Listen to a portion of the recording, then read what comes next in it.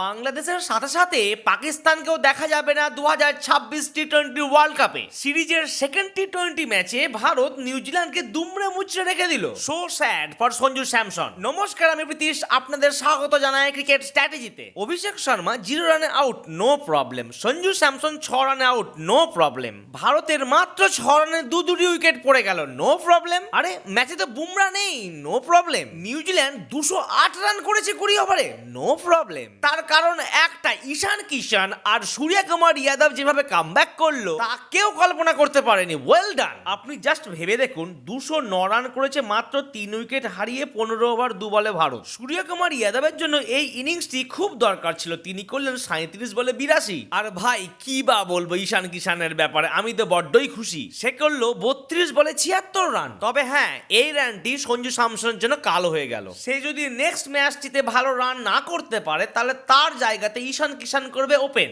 আমরা চাই সঞ্জু স্যামসন যেন দারুণভাবে কামব্যাক করে থার্ড টি-20তে। ভারত যে এই ম্যাচে বিশাল স্কোর রান তারা করলো, এটি ইন্টারন্যাশনাল টি-20 ক্রিকেটে সব থেকে ফাস্টেস্ট 200+ রানের চেজ। এবার জানাবো আপনাদেরকে আসল খবর, তার আগে ঝটপট এই ভিডিওটিকে করে দিন লাইক আর চ্যানেলটিকে করে দিন সাবস্ক্রাইব। ইতিমধ্যেই আপনারা জেনে গেছেন যে বাংলাদেশের জায়গায় স্কটল্যান্ড খেলবে 2026 টি-20 ওয়ার্ল্ড কাপ। বাংলাদেশের জন্য যে ওপারের পাকিস্তানের হৃদয় কাঁদবে সেটাই প্রত্যাশিত ছিল।